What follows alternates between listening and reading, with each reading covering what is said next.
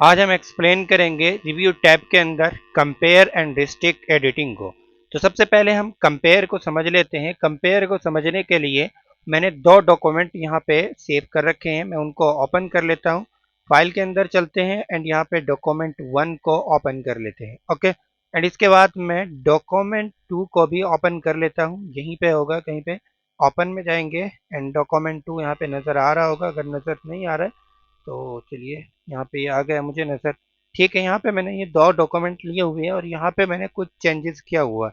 यहाँ पे सिर्फ 2025 और 2026 का ही मैं चेंज कर पाया हूँ और अलग से कोई चेंज मैंने यहाँ पे नहीं किया है।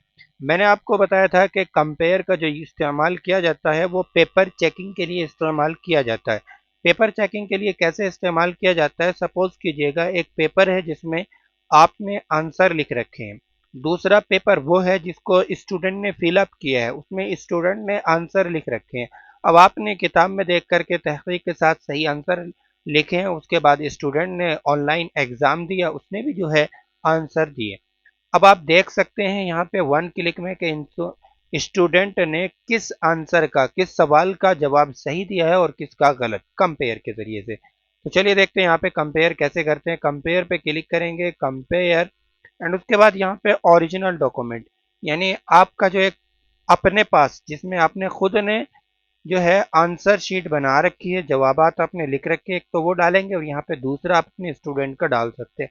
या किन्हीं भी दो पेपर को, किन्हीं भी दो फाइलों को अगर आप कंपेयर करना चाहते हैं कि इन दोनों के अंदर क्या डिफरेंट है, वो चीज़ आप यहाँ पे कर सकते हैं। ओके, तो चलिए हम यहाँ पे एक को ओरिजिनल में रख लेंगे, डॉक्यूमेंट 1 को मैंने ओरिजिनल में रख लिया एंड यहाँ पे डॉक्यूमेंट 2 को मैंने यहाँ पे रिवाइज में रख लिया एंड मैं ओके करूँगा। ओके करूँगा तो जैसे ही मैंने यहाँ पे ओके कर दिया तो ये दिखा रहा है मुझे कि क्या क्या मैंने यहाँ पे चेंजेस किए हुए हैं। तो पहला चेंजेस यहाँ पे ये है कि डॉक्यूमेंट की जगह फाइल लिखा हुआ है और दूसरे वाले में डॉक्यूमेंट है, यहाँ पे 2026-25 यहाँ पे रेड आ रहा है, देखो ये यहाँ पे आप लोगों को दिखाई दे रहा होगा। यहाँ पे दोनों डॉक्यूमेंट नज़र आ रहे हैं साइड में, ये ओरिजिनल डॉक्यूमेंट 1 है, यहाँ पे 2026 आ रहा है लिखा हुआ, ठीक है। यहाँ पे फाइल आ रहा है लिखा हुआ एंड सेकंड डॉक्यूमेंट में चलते हैं, यहाँ पे डॉक्यूमेंट ही आ रहा है लिखा हुआ, ईयर 2025 लिखा हुआ आ रहा है। ये मैंने एक एग्जाम्पल के तौर पर रैंडमली टेक्स्ट लेकर के सेव किया था। आप प्रॉपर पेपर रखेंगे तो वहाँ पे आप इस तरीके से चेकिंग कर सकते हैं। आपको मेथड कॉन्सेप्ट समझ में आ गया होगा और कोई समझ में नहीं आया है तो आप कमेंट कर सकते हैं या मुझे डायरेक्टली व्हाट्सएप पे कांटेक्ट कर सकते हैं, मैं आपको ज़रूर बताऊंगा। अब उसके बाद हम यहाँ पे रिस्ट्रिक्ट एडिटिंग को भी जान लेते हैं। इस फाइल को मैं क्लोज करता हूँ एंड रिस्ट्रिक्ट एडिटिंग क्या होता है? रिस्ट्रिक्ट एडिटिंग के ज़रिए से हम अपने डॉक्यूमेंट को लॉक कर सकते हैं। यानी हमने कोई फाइल तैयार की है, बड़ी मेहनत से फाइल तैयार की है, हम नहीं चाहते कि कोई भी आकर के उसमें अपनी कारकर्दगी दिखाए। हमने उसमें बहुत मेहनत से काम किया हुआ है, हमारे कोई टेक्स्ट को डिलीट न कर दे, कोई भी काम यानी कि हमारी फाइल के अंदर कोई दूसरा न कर पाए, हम लॉक कर दें। तो वो लॉक कर सकते हैं हम रिस्ट्रिक्ट एडिटिंग की मदद से। हम यहाँ पे रिस्ट्रिक्ट एडिटिंग पर क्लिक करेंगे। ठीक है, जैसे हम यहाँ पे रिस्ट्रिक्ट एडिटिंग पर क्लिक करेंगे, यहाँ पे आपको ये दिखाई दे रहा है फॉर्मेटिंग रिस्ट्रिक्शन, इन दोनों पे आपको टिक लगाना पड़ेगा। ठीक है, यहाँ पे मैंने एडिटिंग रिस्ट्रिक्शन फॉर्मेटिंग दोनों मुझे करना है तो मैं यहाँ पे दोनों पे टिक लगाऊंगा।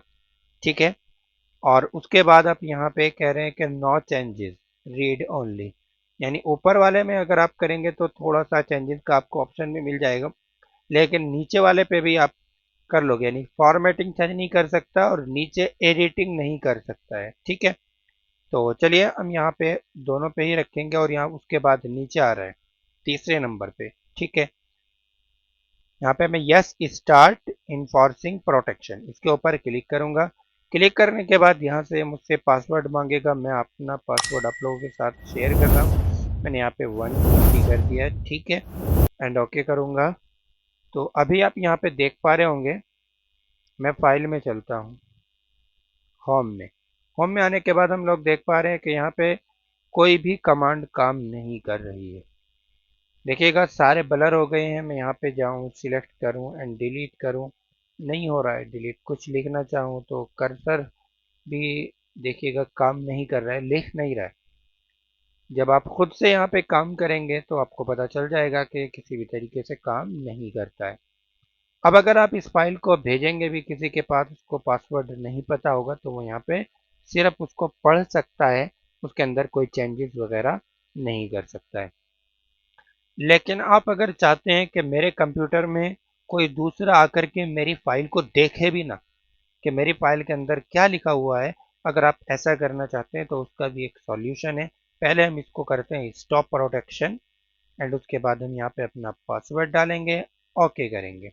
देखिएगा अब हम यहाँ पे एडिटिंग कर सकते हैं, अब लिख सकते हैं, सिंपल है।